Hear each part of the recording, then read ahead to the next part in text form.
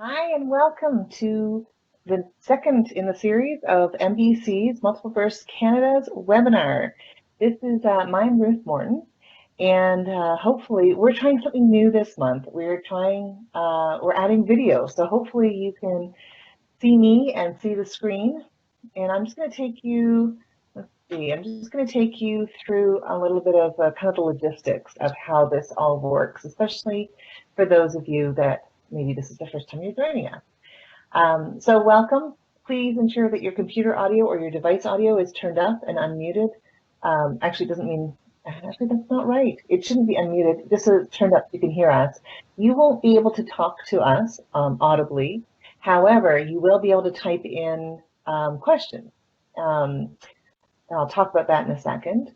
But if at any time during the webinar presentation, if it freezes, just refresh your browser or press F5 and it should come back. I will just make a note that when Andrea, who is our speaker, when her and I transfer over the control of the slide deck that we're going to go through tonight, your browser will kind of, I don't know, pause for a second or two. Don't worry about it. Just give it a second to come back on, and it should come back on all on its own. If it doesn't, though, then refresh your browser or press F5. Also note that the webinar is being recorded. Now, you should see the slide deck and my video there. And then to the right of your screen, you'll see the Skype Q&A. This is where you can type in any questions you have of the speaker or, well, anything at all. And what happens is that comes into me and I see it.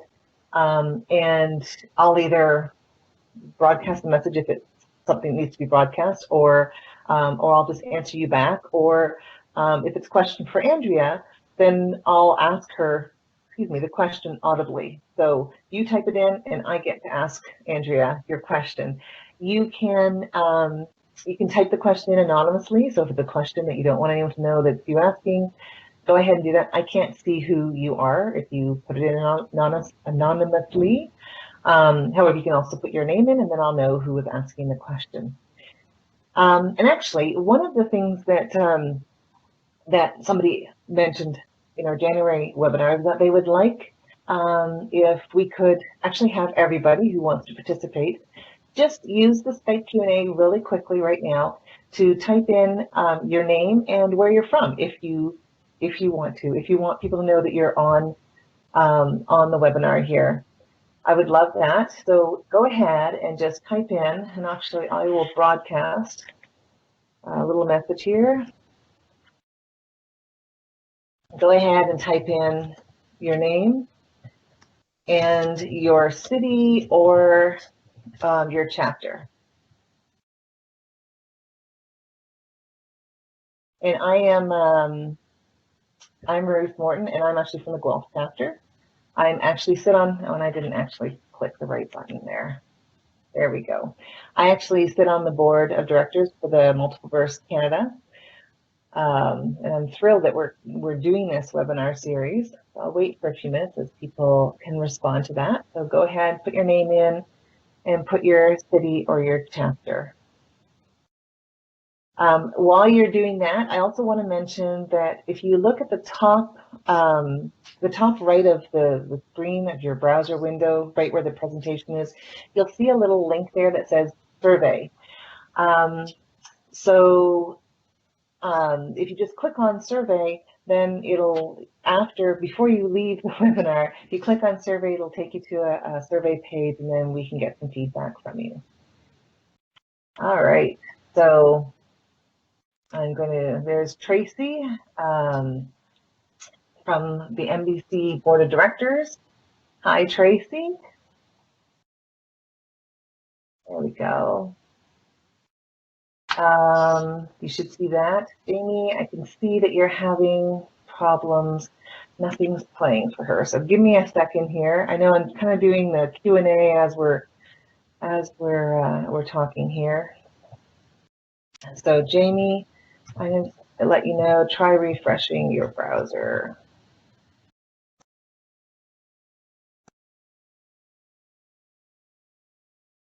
Okay.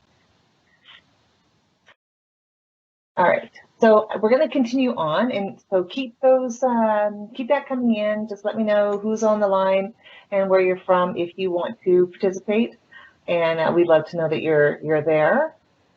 And without further ado, because you didn't really come here to listen to me talking all night, I'm going to introduce you to our speaker.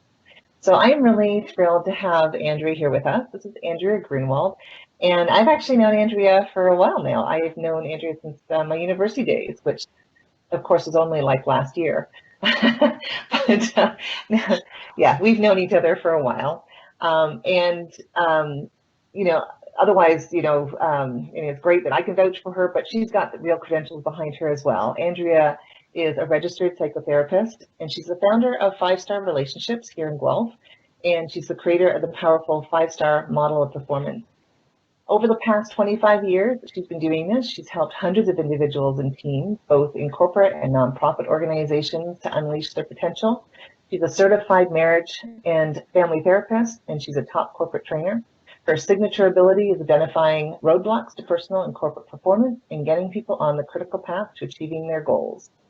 Andrea is a sought-after speaker and consultant on topics ranging from emotional IQ, performance IQ, and dealing with unhealthy workplace conflict, to hiring top talent and helping kids and families win. So we're really lucky to have her with us here today, and I'm thrilled to be able to introduce her. So Andrea, without further ado, I'm going to put it on your first slide there, and if you want to take over as presenter.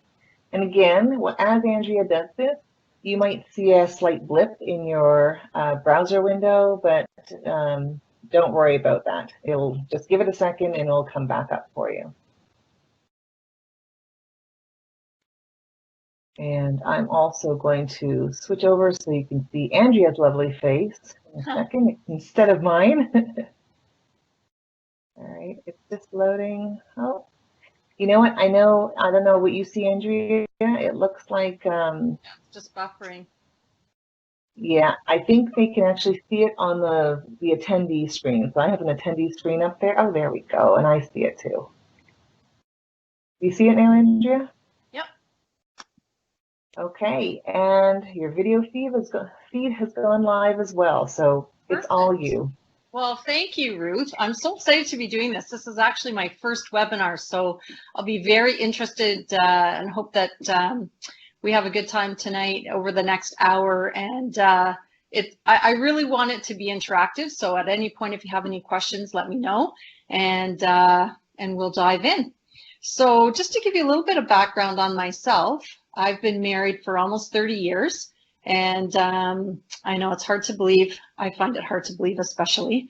But I want to talk about relationships tonight. It's one of the things when I talk to people, it's in my counseling side of my business, it's the third most popular thing that people want to talk about is relationships. And my belief is we're sort of made or designed to be relational. We like to be in relationships. And even when I have people in my office that are having trouble with their relationships, they really are motivated to work on those relationships to be healthy. So I want to talk tonight about some things that are a little bit different than probably some of the things that you hear. If you pick up a book on marriage or something like that, I'm hoping that I'm going to give you different information than what you would most commonly find on the topic of marriage. So let's start by just talking about the landscape. We know that relationships need attention, that they don't just happen automatically. They aren't just created great. They do take some attention, some work. They can be lots of fun. They can be enhancing. They can make your life better. They can also make your life very stressful when they're not working well. We know that 40% of first marriages end in divorce. Sometimes people throw around 50%. That's a US statistic, and it also is a statistic that incorporates multiple marriages. So we know that with each additional marriage, divorce rate goes up by about 10%. We know that separation is even higher in common law couples. I know that we're talking to a diverse community, so we're going to be talking with people who are in relationships, then who are maybe married, also common law. So we'll be talking about that as well. And we also want to talk about, and I also wanted to name the fact that stressors for couples with multiple births have even more stressors. So they have similar stressors, but they're more intense and more frequent. So stressors of financial strain, they have less, because having multiple babies at one time costs money. You need more equipment, more clothing, more materials, as you all know. It means less time with each other. It means less time alone to do the things that are important to you. Things like going to the gym or just having lunch with a friend, and less sleep, as you all know. So when you have multiple births, your sleep is affected, and that affects every part of life. So it affects our health, it affects our focus, our memory, our mood, our energy levels. So those three additional stressors are really important to keep in mind as we're talking about relationships with couples who have multiple births. So because of that, there's an increased separation divorce rate in the first few years. We all know, if you've had a child, that there is an increase, in terms of the work and stress and lack of sleep, all these things that we've talked about.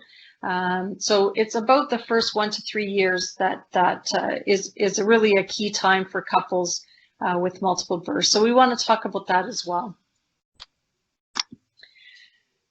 I mentioned I'm going to be talking about some different things that you might otherwise pick up on relationships. And the first one I want to talk about is identifying the emotional pattern in a relationship. So I'm going to tell you about a couple stories of some people that I've met and what they've dealt with, what the stressors have been in their relationships, and talk about some solutions and strategies for dealing with that. So the first couple I want to introduce you to, these aren't their real names. And in fact, they're sort of a composite of different couples, but Sue and John. So Sue and John came to me. They were a young couple.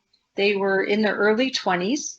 They had, Sue was expecting, I think she was a few months along in her pregnancy. And they came to me because they were having really some difficulties in terms of aggression and violence in their relationship. So one of the things that was happening was they were escalating in terms of their disagreements and arguments. And that was resulting in things being thrown and that type of thing. So when a couple like that comes to see me, I want to identify what the emotional pattern is happening in the relationship. And so for this couple, one of the things we identified is that John was really into performance and really into the job that he would do. And he didn't have a lot of respect for his partner. And that was evidenced. We were sitting talking one day, and he said that he thought it was a very big mistake that women got to vote. So that was indicative of kind of what where John was at. So of course, Sue, who wanted to contribute and wanted to be involved in conversations and helpful and that type of thing, felt very invalidated and misunderstood. And so what happened in their emotional pattern is that John would seek to be right a lot of the time and not listen to his partner, Sue. And Sue then would feel silenced, as you can imagine, and invalidated. And the emotional pattern that it evoked in the two of them was that they got aggressive and they got violent with each other by throwing things and escalating. As we uncovered some things, it turned out that John had grown up with a mom who was quite controlling. And so he had determined that in his life, he was not going to be controlled by a partner, especially a female partner. So this started being played out in terms of their relationship. And as I saw them and started talking with them and started unpacking some of these things, it became obvious about what the trigger was for John and what the trigger was to really get him to be angry, and then the reacting out of that. For Sue, we needed to find a way to help her find her voice and to be able to communicate, to not get aggressive and violent also, but to be able to really communicate in a way where she could be heard, that she was confident that it was important for her to be heard, and she had things to say, and for John to learn to listen. So as we talked about that emotional pattern in their relationship, you know, there's ways that we can talk about that and look at that in terms of assigning blame and talking about abuse, and of course those were parts of the relationship at that time, but taking a non-judgmental view of those things and allowing Sue, making sure that she had time in that session to speak and to be heard and to be validated, and for John to listen, and that it didn't mean that he was being controlled, that she had something to say and she had something to offer.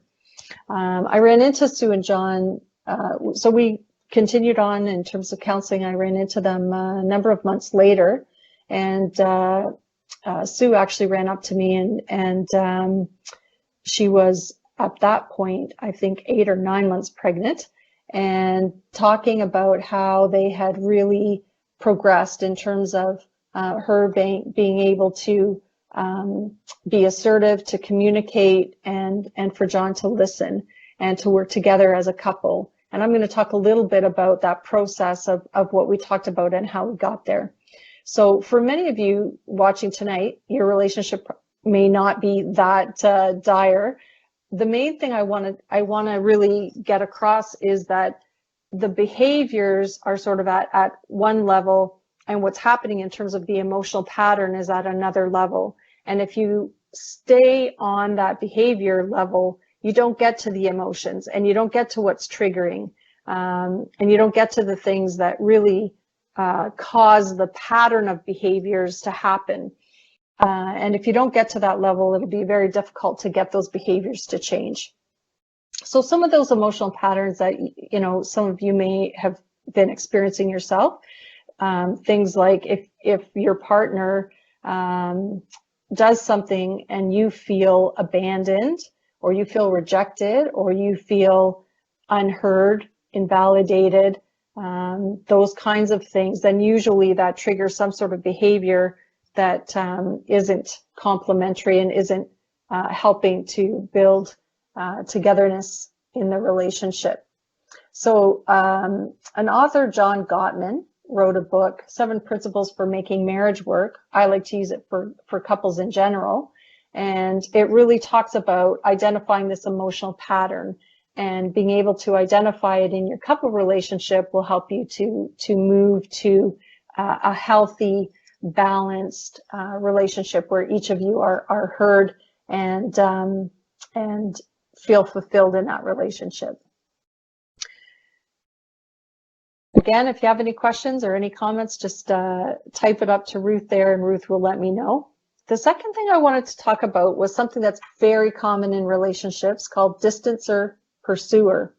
And Harriet Lerner Goldner was the one who sort of coined this dance, if you will, relationship dance. And the distancer pursuer is, as you would imagine with those 2 words, there's one person in the relationship that's pursuing and the other one distancing. So I wanted to tell you about a couple that I met with, Kim and Dave. And Kim and Dave had a lot of stressors come into their life all at one time. So they had 2 teenagers in the home, and they had a daughter with some mental health issues who created a lot of stress in the home. And they each had different ways of managing and dealing with the stress. So Kim was a pursuer when she was under stress. She really sought after Dave to be close and to talk and to work through things. She was also a verbal processor. Some of you may know what that means. That means that in order to process information, you talk out loud. And so she would talk and talk and talk, and that was how she processed the stress of the situation. Her partner, Dave, needed time alone, so he would withdraw when there was stress. And so, as you can imagine, these two things are not able to happen at the same time. This is one of the most common patterns that I see in relationships, where there's one person who is the connector. They want to connect. They need that time together. They need quality time. They need connection. They need conversation. And the other person needs a little bit more space. And sometimes you even find the person who's the distancer is a person who finds their identity in things that they do. So they're more task oriented. They have the to-do lists. Their life is about accomplishments, results, and that sort of thing. So you've got a pursuer who is more about the relationship, and you've got a distancer who's more about getting things done and doing things to feel good about themselves. So getting back to Kim and Dave, so when these stressors would happen and their daughter with mental health issues would escalate, as I said, Kim would want to connect and talk about things. And when she didn't get that need met, her anxiety would increase to the point where she would get panicky and really pursue Dave, walk behind him in the house, try to basically track him down. If he got up and left the room, she would follow him. And if he went into the washroom or into the bedroom, she would bang on the door and say, we need to talk about this. And that just made it worse for Dave, and he would distance him more and want to shut down. So in a situation like that, and I can almost guarantee that every couple that's represented tonight with this webinar can identify which person is more the relationship connector person and which person is the distancer. It won't take long to sort of figure out in your mind which one you are and which one your partner is at. And I can see Ruth laughing, so she's figured it out. Oh my goodness, as you're talking, Andrea, I'm thinking, oh yeah, I'm the pursuer. I'm the pursuer. Well, and it is interesting in terms of gender that the majority of people that are pursuers are female. And so, that's where you get to see a lot of the self-help books that I don't love, that sort of talk about women and how their need for love and connection and that kind of thing. While it's true that women, generally speaking, or more often than not, are the pursuers, they can also be the distancer. So the roles can flip. So that's just an added bonus, or FYI. So we want to look at who's the distancer and who's the pursuer, not base it on gender, because that's not always accurate. So as this couple really learned about the whole dynamic and relationship dance of distancer pursuer, they were able to understand at least what was happening in their relationship. And one of the things that I usually say to couples, I usually say it to the distancer because they are the task people. They're the people that want to accomplish. They're the people that want to do things. And so I usually talk to them first for that reason, and also for the reason that when the connector is not getting their needs met, they typically get critical. And so I usually try to get to the person who likes to do stuff and get them to set just a small amount of time aside and to make sure that they're connecting and meeting those relational needs that the pursuer in the relationship has. And that's a really important thing to do. When you can get it out of, again, out of the idea of there's someone to blame and being judgmental, and we're going to talk a little bit about a drama triangle where there's a persecutor, so using you language. If you can get it out of that realm, then you can talk about it in a way that's a lot more helpful to understand, you know, I need time, I need conversation, I need to connect. And for the other person to say, you know, I need positive affirmation, I need feedback that I'm doing things well. So that's the first thing, is usually to get the distancer to pay attention and to connect, and to help the pursuer. Yep. Go ahead, Ruth. Oh, I can't hear you.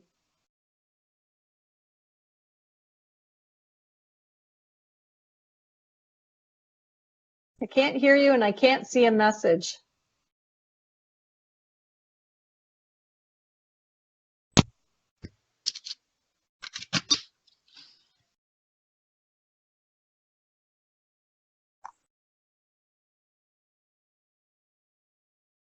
I can't hear you.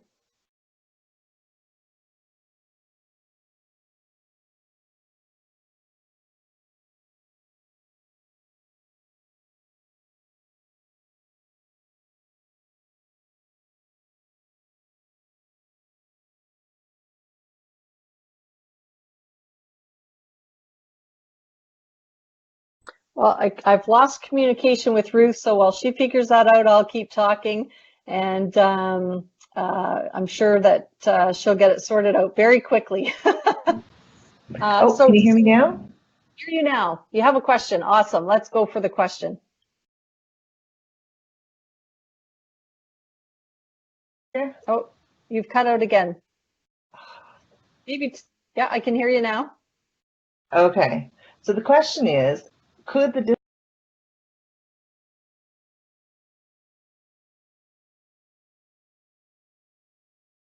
I heard could the.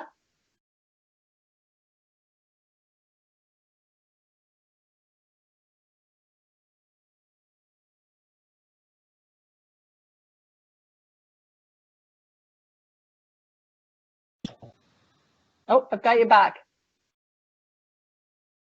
Oh, no. It comes and it goes. Oh, man. Oh, there, I can hear you now.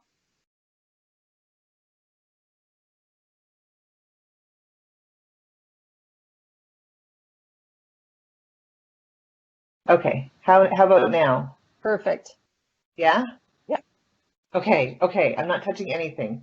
Don't want to go away again. So the question is, sorry about this, Andrea. I thought I'd be able to do this a lot smoother. No worries.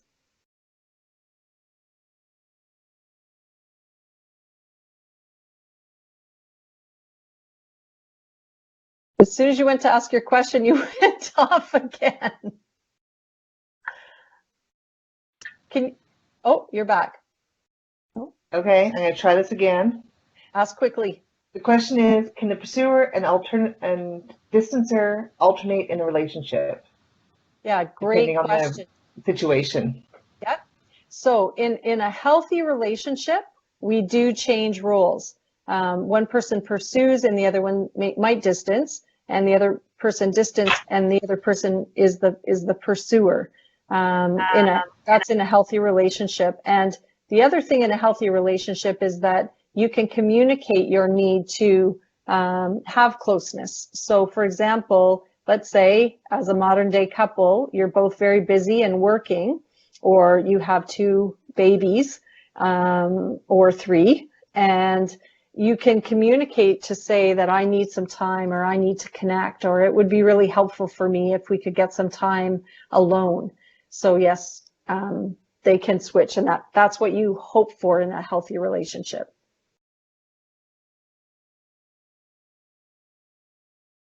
Okay, keep the questions coming. I love it. So in order for when you get into this entrenched sort of roles of distance or pursuer, the thing that's really important then for the pursuer is that they learn to self-moderate themselves and not to go into a panic mode, but to be able to communicate what their needs are in a healthy way. So as I said, you know, I need some time together. And for the other person who's the distancer to say, I need some time by myself, but maybe we could talk for a bit and talk for 20 minutes or half an hour. And then I need some time by myself, or I'm not in a place where I can talk right now because I'm, cooking dinner, or I'm doing something, changing the baby, or I have to feed the babies. But maybe we can talk later tonight at 8 o'clock. So that usually, if you can set a time, if the distancer can set a time, then it allows the pursuer's anxiety to come down. So I'm going to move on to ARE. So those are two parts of the relationship dance that I wanted to talk about tonight. And then I wanted to talk about something that's called ARE. And these are three things in a relationship that are health forming, that are in healthy relationships. This comes from Sue Johnson's work out of the book Hold Me Tight, which is an excellent relationship book. I'd say that one and the Gottman are probably the two best books I would recommend on relationships and couple relationships. So the ARE stands for A, are you accessible? So do you feel like your partner is accessible? Can you reach your partner when you need to? Are you emotionally responsive? If your partner is feeling sad or lonely or tired or stressed, can you validate those feelings? Can you ask what they might need in that situation to be helpful? And are they emotionally engaged? So that's about being present and being able to be present with your partner, and be able to hear and ask, not just what they're doing, what their opinions are, but how they're feeling and how they're managing with the multiple stresses in life. And as we said before, when you have multiple births, you've got extra financial stress, you've got extra time stress, and you've got extra stress around lack of sleep. So those are three very big factors, that you need support around. So I was wondering, I'm not sure if we can sort of hear from people that are watching what they do to make sure that they can be accessible to their partner, what they can do to be emotionally responsive, and what they do to be emotionally engaged. So I don't know if we want to take one at a time, or whether people just sort of have an idea of you can just type the letter and then what you do. But I think it'd be very interesting for all of us to kind of participate in identifying some of those things that help us to do that in relationships.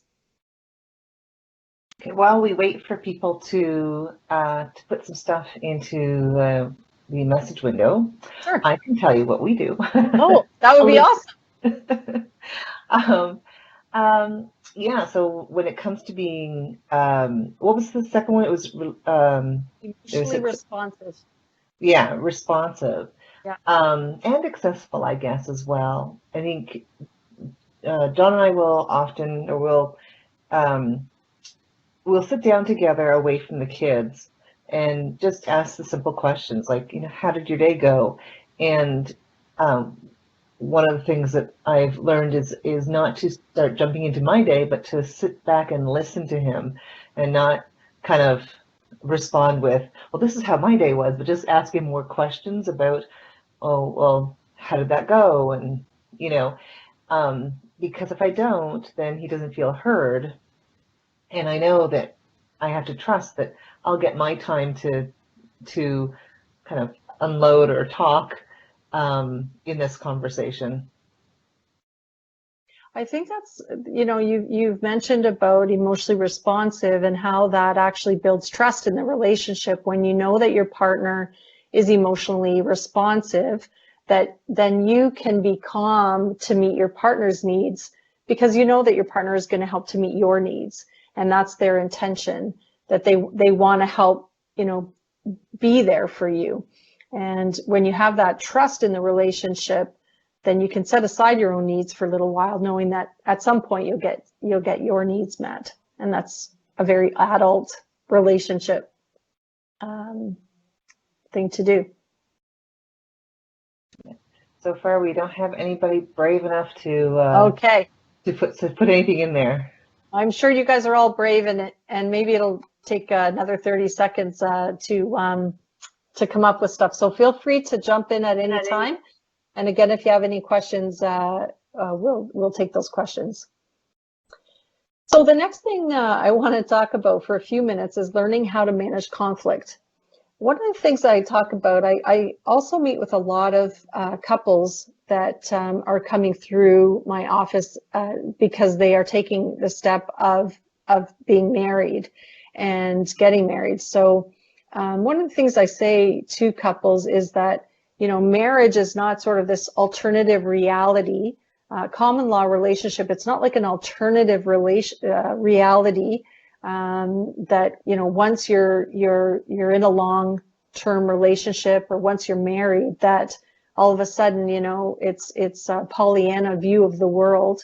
You know, if you were to stay single your whole life, you have ups and downs, and you have difficulties in your life and challenges and stressors, just like if you're in a relationship. So learning how to manage conflict, I think, is one of the more important things in a couple relationship and in life in general, to be honest. So let's talk about a process. And when I talked about Sue and John, and I talked about Kim and Dave, one of the things that's so important is to be able to listen and hear what your partner was saying, you know, is saying and feeling, as Ruth mentioned it as well. So the first thing is to listen to each other's perspective with the intention of understanding. It's not just to listen so you can create a defense in your mind and get ready to say your side of the story. The first thing to do in any type of conflict is to listen so that you really understand what your partner is saying and what their perspective is. And sometimes it's hard to kind of understand and validate what their perspective is because you might not agree with it. But it's very important to be able to listen, to really hear and to understand how they see it, how they experience it, and to be able to validate it, that is how they see it. And again, that's a very adult, mature relationship thing to have and to be able to develop. And once you have a turn where the one person is getting to be able to speak about their perspective, and then you can have a turn where you get to share your perspective. I like to add on to not just to listen to the other person's perspective and to understand it, but to also to validate it. And you can say that by using this line to say, I can see how this makes sense to you due to or because of, you know, the following things. I can see how you feel like you're bearing the burden of raising the children more than me because I'm working and I'm not here as often as you are. And again, along the gender lines, very interesting. I have a woman that I'm seeing right now, and she is self-employed. So her husband has taken time off work to have a paternal leave, and she's feeling kind of ripped off because she's not home full time. So it's kind of like a reverse of you know, what we often hear about. But it's important to be able to listen and understand what that might be like for her, what that might be like for him, and not to assume sort of what that might be. The second thing is to be clear and assertive about what you need. We're going to talk about the drama triangle in a minute. And so what we really want to see is to be clear and assertive, to use I messages, I feel, I need, I would like, you know, those kinds of questions, so that your partner is really clear about what it is you're saying and what it is you need. And I think for some people, it's hard to be assertive. It's hard to say I need, it feels very vulnerable to say that. And so getting that practice of doing that. And again, if you have a partner that is accessible and emotionally responsive and engaged, they're going to be interested in what you have to say, and be listening for what you have to say. So once you go through the process of really listening to each other and understanding and asking all the questions you need to ask to really understand what your partner is thinking and feeling about a situation, what I recommend is then that you brainstorm. So you just write a list of all the possibilities that you can think of for solutions about a situation, and don't sort of self-edit, just like you do with any brainstorming session. If some of you know about the different colored hats, you don't black hat things right off the bat. Just let each other sort of come up with whatever solutions that you think might work. And once you get the list written out, you can cross off ones that you think won't work, and you can start to think about ones that you might want to start with or try first. And as I mentioned, we're going to talk about avoiding the drama triangle. The drama triangle, I find very fascinating. It happens fairly frequently, I think, in a lot of places. And I'll sort of, the next slide shows how to understand that. Wikipedia has a good definition on the drama triangle. It's also called Kaplan's triangle. And you'll see in one part of the triangle, you get the persecutor. So that's the person that is, pointing the finger, using you language, the blaming, you do this, you don't do that, those kinds of things. If we go back to the entrenched relationship of a distancer pursuer, you get a lot of that. Typically, it starts with the pursuer being critical of the distancer, saying, you don't pay attention to me, you're always on your phone, work is more important to you, that kind of thing. The other person is the victim. So oftentimes the way it starts, at least starting to be problematic, is when the person is receiving that and they feel like a victim. Then when you have a persecutor and a victim, what happens is the anxiety goes up in the system. So we call a family or a couple like a system. And so they look for a rescuer. So let's say, if we play the odds in this, we'll say the persecutor is the pursuer in the relationship. Traditionally or stereotypically a pursuer, but again, and female, not always. And the male will be the victim in this example. If you have a same-sex couple, it's going to be, you have to identify it based on the role alone. So when that happens, the victim will look for a rescuer.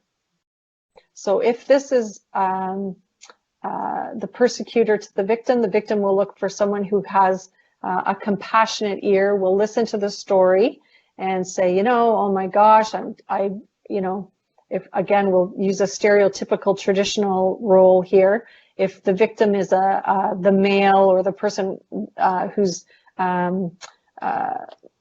let's say, working long hours or something like that, and that's where the criticism is coming from, then they go to someone that they can talk to about it. Typically not. In the victim triangle, they don't talk about it with the person themselves. So you bring a third party into it, and the complaints go to this person, and this person kind of steps in and says to the persecutor, hey, Jim is under a lot of stress and he's working a lot because he's, supporting the family or something like that. So what we want to do is we want to have the conflict between the two people. As we said, we want to have conversation where you can hear and understand each other's perspectives and be able to use that assertive language, I need, I feel, I believe, that type of thing, so that the other person can actually start to meet those needs. So I'm going to pause for a bit because I've given you guys a lot of information. We've kind of gone backwards to forwards in terms of problematic relationship dynamics to how a healthy one looks. So any questions or comments about that? So no questions in the queue at this point, but there were some comments about the whole ARE. Okay. So I am mostly just kind of defining or helping define those terms. Okay. Accessible. Someone wrote in accessible, take the time to express the issue or problem and say what support is needed. And responsive, the reaction is to want to help when the issue is communicated, so suggestions then are made. And finally, engaged, the support occurs and you do not really feel alone. The only aspect that is frustrating is realizing that the happy ever after doesn't exist. It's messy, the relationship and communication is important. Right. Awesome. Yep, that's right. It's a good summary. Yeah, it's a good summary, and I think that's it's well said, you know, and I think sometimes you know, it's really interesting because when I see couples and they come in and they are maybe just starting out in their relationship and you know, very, like all of us, very idealistic and very have a picture of how things are going to go and how things are going to be very different than their parents' relationship and so on. And you know, you get into relationships, and usually relationships come with responsibilities and stress and a whole bunch of things, right? And as we said, you know, when you have multiple births, those things are even multiplied. So, you know, it's not uncommon for families and couples to have financial stress. When you have multiple births, that's multiplied. It's not uncommon for couples when they have a baby to have less time alone and have less time together. When you have multiple births, it's multiplied. It's not uncommon when you have a baby to lose sleep. I think that was I think one of the worst things that ever happened to me. Yeah. In fact, I remember one time my husband coming. I was in bed. I didn't think I could get up. I just didn't have the energy to get up in the morning because, you know, you're up multiple times in the night. And he brought me a coffee in bed, and I sort of laughed later, and I said, I think he was concerned that I wasn't going to take care of his children very well. He didn't bring me coffee. But it's a terrible sleep deprived, you know, situation. So all of those stresses add up. And I also say to people, you know, stress behavior is never pretty. And we all have our sort of stress behavior that we go to. And again, whether it's, you know, distancing, pursuing, withdrawing, getting quiet, or getting aggressive, like the other couple that we talked about, we all have our stress behavior. And so, yeah, that was well said. Andrea, do you think that that couples today have more stresses because we have kind of the loss of the family village? Mm-hmm. You know, when children kind of come into the picture, or you're going through something, you don't have that a lot of people don't have that extended family around them. Do you think that contributes to a lot of the stresses that the couples that you're seeing? I really do think it is a contributing factor. And although I would consider, like, I mean, I think there's multiple things. I also think our expectations are very high. So we have these expectations. It's very, very difficult for families to live on one income, for example. You know, back in the 50s, when one person stayed at home and one person went to work, and the family lived that way, you know, then there was someone to take care of the children and the home. And actually, another funny story, when I had my second child, I decided, you know, I'll stay home because I just couldn't quite see how it was going to work. And that lasted about 2 months. And then I almost lost my mind and I started my master's degree. And I had to, I thought staying home was absolutely not for me. But I think all those things, contribute to the stress that's on families. It's again, it's that financial stress.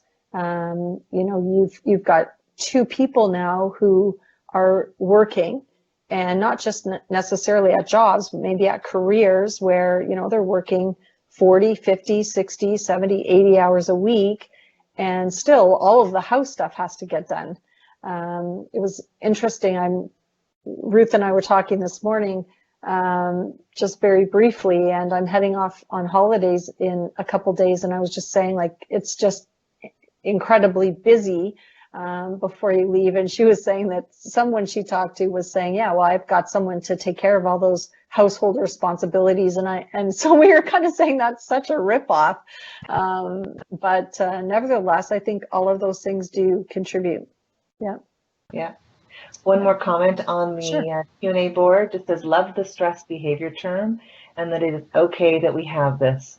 And somebody else, you can actually click the heart to I guess say that you like that comment as well. So. Oh, okay. I don't have that. Otherwise, I would click it immediately. Yeah. No, it's really true, and it's really helpful. Again, I hope that what comes across,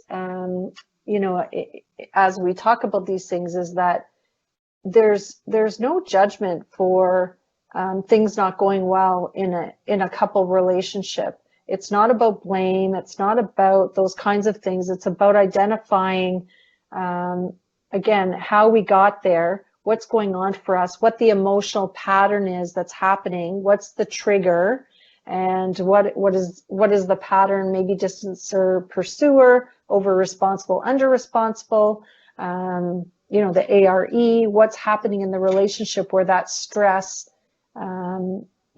is not being able to be managed, that stress behavior. How can we change that up? Yeah. We all have it. Okay. So what can we do about this?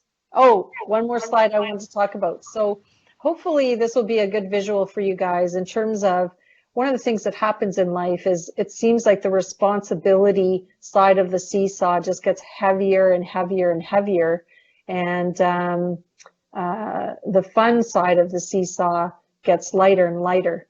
And I'm not sure why in this graphic, the heavy responsibility one, it should weigh more and it should be tipped in the other direction. But for some reason in the graphic, the small little smarty looking thing of fun is actually weighing down the other one. But in reality, we have so much responsibility, getting to jobs, careers, and our expectations of the kind of home we'll have and the kind of money and winter vacations. And as Ruth said, we don't have the family village around to help out, and our fun gets squeezed and squeezed and squeezed. And so that's something else to pay attention to. Okay, so we have 7 minutes left. I want to talk about the highs and lows of the day. These are some things that you can do to really build your relationship, your couple relationship. So it's very simple. It's just to spend a few minutes talking about what your high of the day is and what your low of the day is. So just highs and lows of the day, and just taking a few minutes to connect with each other. If it needs to happen over dinner or after the kids are in bed, or whatever time kind of works for you, or maybe it has to be over text, I don't know, but whatever works. That's one way of an easy way to kind of connect. The second is the list of caring behaviors. So these are things to find out, get your partner to list out 10 behaviors that are important to them. You list out 10 behaviors that are important to you, and then you try to do things off each other's list. So coffee is a big thing in my world. Making me a cup of coffee in the morning is money, cha-ching. Like that says that's I don't need much. I just need a cup of coffee in the morning, and that gets me going. So whatever those things are, just simple things, time to chat, connecting, a cup of coffee, a cup of tea, having a bath, taking the kids so you can have a bath, that type of thing. Setting aside for time for fun, critical, because as I said, as the relationships go on, the responsibility piece gets bigger and bigger and bigger, and our fun bubble, it really starts to take some intentionality the more responsibilities you have. You begin to live together, you have a home, you have children, they have school, they have sports, you have your career. I mean, the list of responsibilities just gets more and more and more. So make sure you carve out some time for fun and forget about all the responsibilities, for a little bit. And then have the hard conversations with love and respect. If there's something going on that you're unhappy about, or that's really concerning to you, that's happening in your life, stressing you out, whether it's in your relationship or in other parts of your world, approach your partner and say, you want to have a chat about it. Do it in that formula where you listen for understanding, using I language, validate what they feel, and then problem solve. But have the conversations. Don't let them be unspoken. Don't let them go on too long without being addressed. Just gotta do it. Yeah, so any questions about those things or any comments? I love the highs and lows of the day. We actually do that with our kids too. Yeah, that's awesome. Yeah. Do you find it's a great way to connect and get information that you wouldn't necessarily get if you just ask a direct question? Yeah, because if you just say, so how was school today? They go, fine. Right. Like, okay, well, tell me one thing that you really enjoyed about the day, and tell me one thing that you didn't like that happened today. And then they start or I tell them, tell me one story about anything, But it's the same for them. I have to draw it out. For John and I, we try and do that where we have just even a few minutes just away from the kids, where we can connect about what's going on in the day. So there is a comment here, just a great discussion. I think there should be more of this kind of webinar, part 2, 3, 4, 5. So I don't know if you're up for it. We should do a series, Andrea. Awesome. Yeah, I'll do more series if you guys give more feedback and questions. Yeah. No, that's awesome. It takes a lot, and I want to thank everybody for coming, because it takes courage to have a relationship and do it in a healthy way and do it well.